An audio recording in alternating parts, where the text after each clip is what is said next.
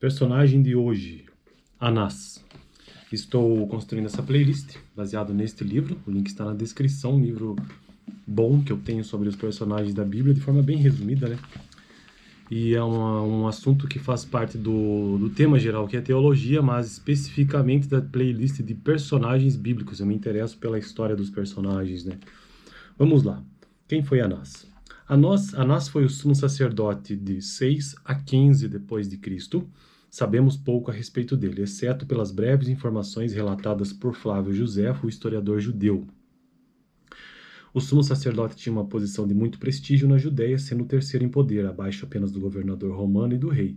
Seu papel oficial era o da supervisão de todas as atividades do templo e a direção do sinédrio.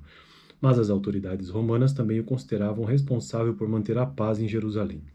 O sumo sacerdote, durante o domínio de Roma, era designado pelo governador romano, podendo ser deposto ou substituído sem aviso prévio. O resultado, obviamente, é que qualquer sumo sacerdote que quisesse manter a posição e possivelmente a vida tinha que ser colaborador dos romanos e bajulador do governador.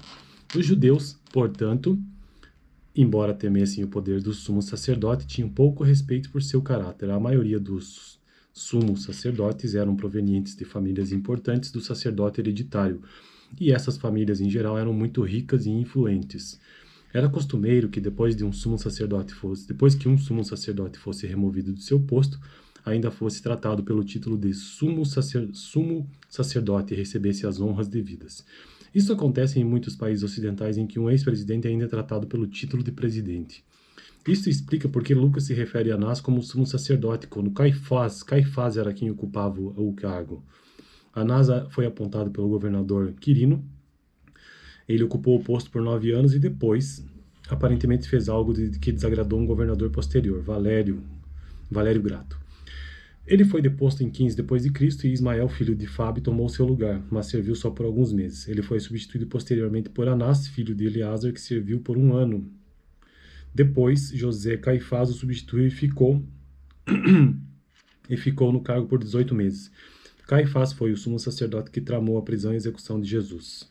João afirma que Anás era sogro de Caifás, embora não exista outro registro deste parentesco. Entretanto, não seria de todo absurdo, uma vez que as famílias aristocráticas em geral só se casavam em seu próprio círculo social. Não se conhece nada mais sobre Anás. Então este foi o personagem de hoje.